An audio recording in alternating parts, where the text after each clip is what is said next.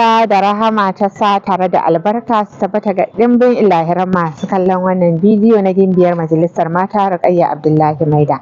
Ina muku fatan alkhairi a ko da wani lokaci. A baya mun tsaya akan batutuwa da dama musamman ma haƙoƙin mai gida akan matarsa da kuma haƙƙin ita kanta mata akan mijinta, yayin da muka yi maganganun abubuwa masu tarin yawa waɗanda kusan suke kawo haddasa mutuwar aure.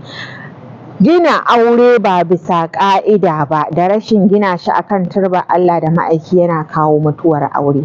Kwaɗayi yana kawo mutuwar aure, rashin biyayya ga mai gida yana kawo mutuwar aure. Mun yi magana akan almubazzaranci na mace wanda yake kawo rashin jituwa har ta kai ga mutuwar aure da ɗimbin abubuwa da dama waɗanda muka ambata. To yau kun san akan me zan yi magana? Haba 'yar uwata mata, 'yar uwata mace kai nake so in ce, ki sani cewa duk lokacin fa da aka ganki daga maganarki, shigarki da irin yanda kike mu'amala da mutane shi yake nuna daga wani gida kika fito, ya tarbiyyarki take, kin kama jiki kin ɗaɗɗame, kin yi shiga kin saɓo mayafi kin yafa shi, duk yanayin jikinki a barbaje, ko kin hau social media kina raye-raye, ko kin yi wani irin hoto kin gantsare kin yi abubuwa. Ba 'yar uwata mace, fi sabilillahi ki sani fa ke mace ce wacce zaki haifi 'ya'ya da jikoki a nan gaba kaɗan a dinga nuna ki, kuma ke idan ma baki sani ba lokacin ki ƙalilan ne 'yar uwata. Me yasa nace lokacin ki ƙalilan? Daga inda kika haifi 'ya'ya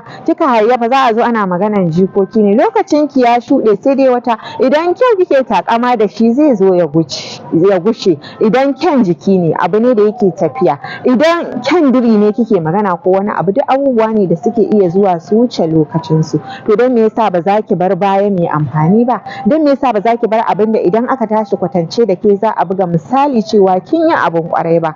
Ku sani, ku kula da jikinku, ku kula da yadda kuke yin shigarku, ku kula da yadda kuke yaɗa abubuwa saboda tarbiyyar kanku da kuma iyalanku a nan gaba.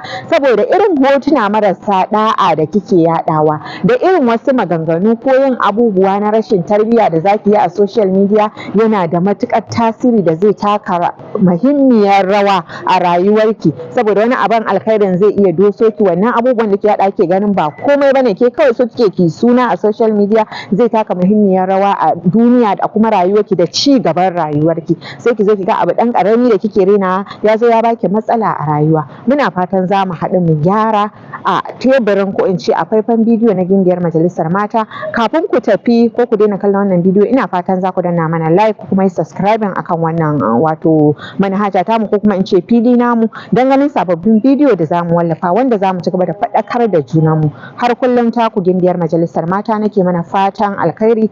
Allah ya shiga lamarin mu baki ɗaya. Sai anjima.